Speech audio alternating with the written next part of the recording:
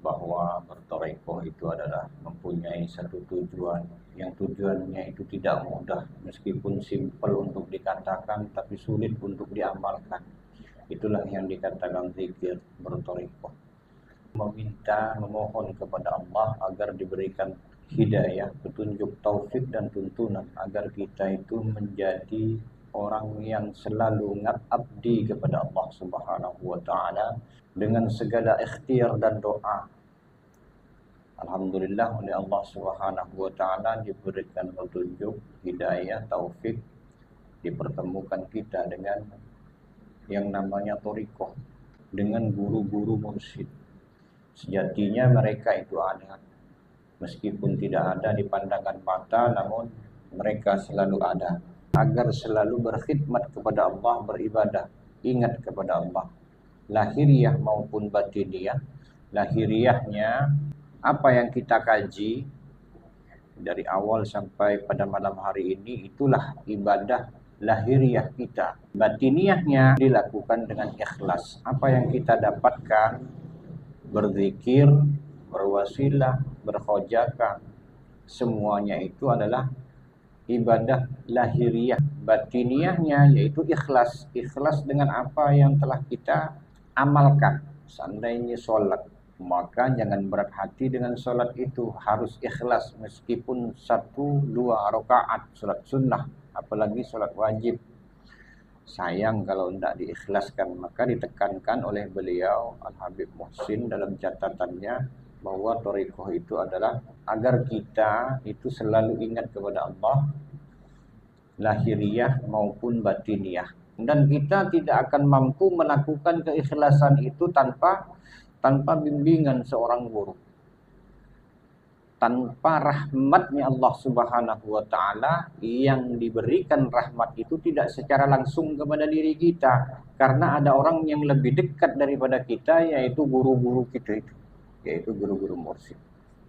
Sebagian daripada amaliyah lahiriah kita, al-maqalah as-salisata asyarah, makalah yang ke-13, itu disampaikan oleh sahabat Rasulullah, dan beliau adalah namanya Hasan al-Basri. Hasan al-Basri ini min akabirit tabi'in, yang bernama Hasan al-Basri. Beliau itu menyampaikan, man la adab lahu la ilma lahu. Siapa orang tidak mempunyai etika, jadi etika ini tidak hanya sesama makhluk, tapi beretika pula kita kepada Allah Subhanahu wa taala. Ketika kita menghadirkan Allah, contoh kita berzikir ataupun sholat itu kan juga berzikir. Berzikir apa saja, itu di situ kita meminta, memohon hanya kepada Allah dan menghadirkan Allah Subhanahu wa taala. Di sana kita harus berazab kepada Allah.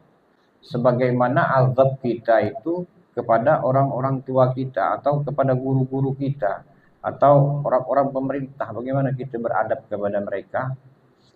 Jadi ketika kita beradab menghadirkan Allah, maka kita harus lebih beradab lagi kepada Allah Subhanahu wa taala. Ketika kita mengucapkan Allahu Akbar tapi pikiran kemana-mana, secara lahiriah kita itu tidak ditegur oleh Allah Subhanahu wa taala, tapi secara batiniahnya kita harus menjaga itu.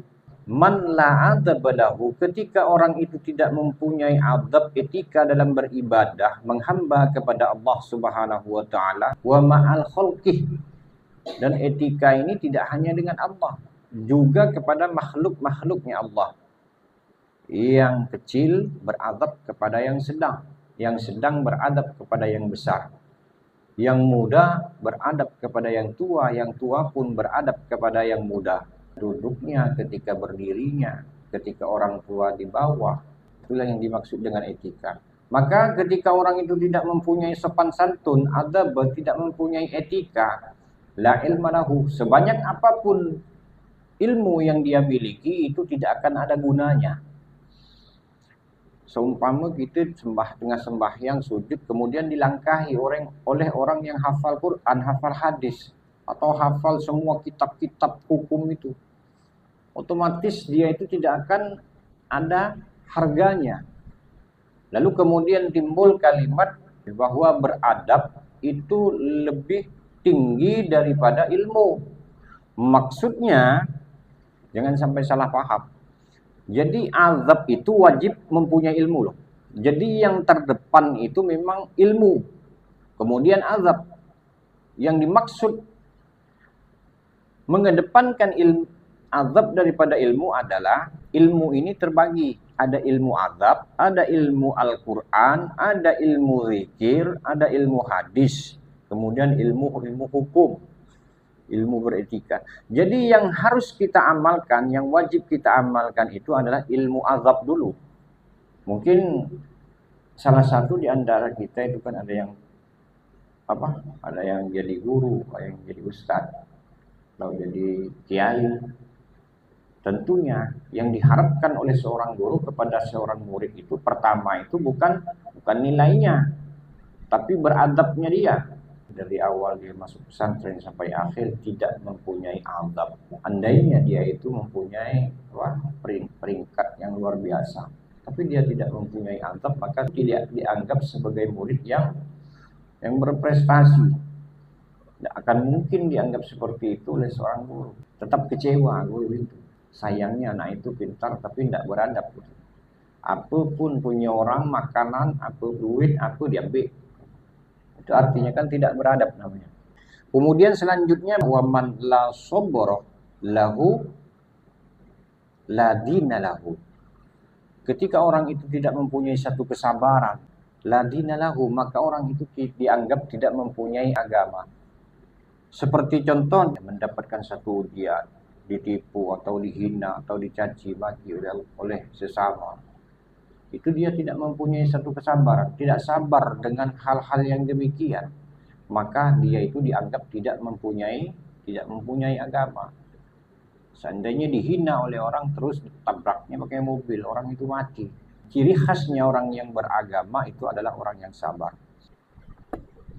Wa adzal khalqih, dan disakiti oleh seseorang dia tidak mempunyai sabar, marah, mentang-mentang dihina, mentang-mentang dicaci maki, kemudian diceritakan aib dan keburukan sesama. Keburukannya diceritakan oleh orang lain dan kita mendengar sendiri. Itu tidak sabar atas semua itu, atas ujian itu. Maka dia tidak sama saja dia itu tidak mempunyai agama. Wa ala masyaqqati bil ma'asi, tidak sabar untuk menjauhi kemaksiatan.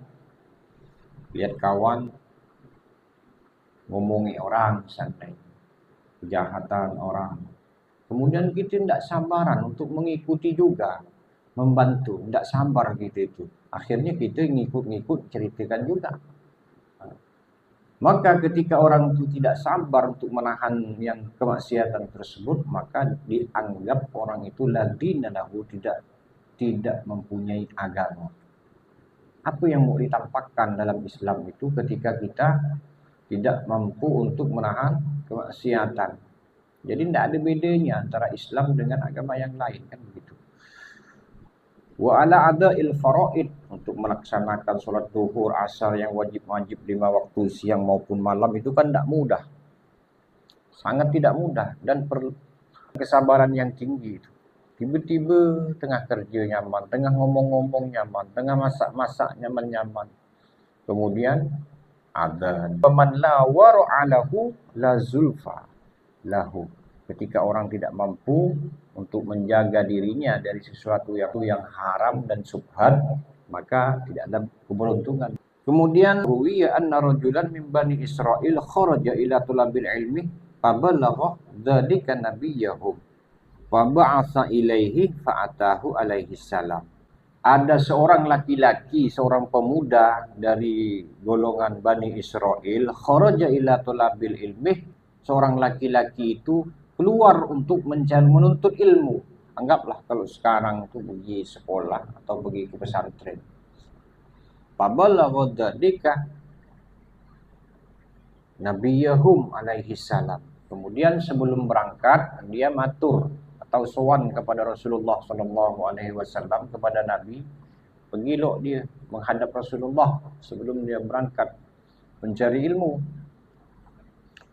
Faba'atsa ilaihi fa'atahu faqala alaihi salam, apa yang dipesankan oleh Rasulullah kepada orang yang akan menuntut ilmu itu, ailida dikarrajul ya fata, wahai anak muda, inni a'idzuka, sebelum engkau berangkat mencari ilmu, aku ingin memberikan mau'idoh kepadamu dengan 3 perkara, kata Rasulullah, bisalasi khisalin, dengan 3 perkara.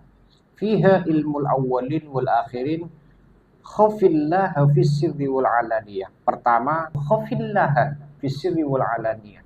Kau takutlah hanya kepada Allah, lahiriah maupun batiniah. Ketika Allah Subhanahu wa taala mengatakan aqimus shalah, dirikanlah salat, maka salat akan simpel. Kan simpel hidup itu. Bukan saya menuntut kalian itu wajib menyembah kepada aku tak perlu disembah, kata Allah. Karena aku ini Tuhan. Tuhan yang sesungguhnya, bukan Tuhan main-main. Tuhan yang menciptakan kalian, bukan Tuhan yang diciptakan oleh kalian. Jadi yang dimaksud takut kepada Allah secara lahiriah batiniah, maksudnya itu adalah ketika kita ini di hadapan manusia ramai, di dalam keramaian maupun tidak ada orang sama sekali, kita tetap takut kepada Allah Subhanahu wa taala. Mumpung jamaah saya tidak ada, saya mau minum arak kok, katanya. Nah, itu namanya takutnya itu di depan ketika manusia ada. Tapi ketika sendiri suka-suka hatinya dia itu. Jadi pesannya Rasulullah, jangan sampai kau wahai anak muda takut kepada Allah itu hanya di hadapan manusia toh. Tapi ketika tidak berhadapan dengan para manusia pun kau harus ada rasa takut kepada Allah Subhanahu wa taala. Wa amsik lisanaka anil khalqi. Tahanlah, jagahlah lisanmu anil khalqi, dari makhluk.